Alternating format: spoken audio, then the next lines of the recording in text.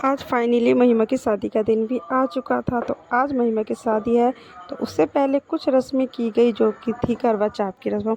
इस रस्म में मामा मामी जो है वो बिछुए पहनाते हैं, पायल पहनाते हैं और नथ पहनाते हैं। तो ये रस्में की गई। सभी रस्में होने के बाद फिर थी एक धान की रस्म जो कि बाकी रह जाती है, धान की रस्म। तो धान की रस्म में जो भी रिश्तेदार आए हुए होते हैं तो वो धान बिखेरते हैं और ये रस्म भी की गई। इस रस्म के बाद अब हो चुका था हम सबको तैयार होने का समय, क्योंकि हम लोगों को मेरठ जल्दी पहुंचना था। तो इसलिए हम लोगों ने दोपहर से ही तैयारी कर ली थी जाने के लिए। सब अपना सामान लगा रहे थे, कोई बैग लगा रहा था, कोई कुछ कर रहा था और हम सब तैयार होने लगे थे। और इस बीच में चल रहा था हंसी मजाक का माहौल भी, क्योंकि ऐसा तो होता ही है जहाँ चार रिश्तेदार हो और हंसी मजाक ना चले, ऐसा तो होता ही नहीं है। तो आज अब हंसी मजाक का माहौल भी चल रहा था और कब हमारे निकलने का समय हो चुका था पता ही नहीं चला।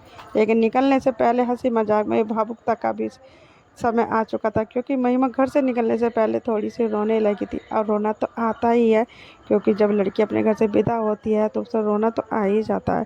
खैर, इसमें सभी के आंसू आ चुके थे और सभी भावुक हो चुके थे। इस बीच हम लोग अब निकल चुके थे, क्योंकि हमें मेरठ जल्दी पहुंचना था।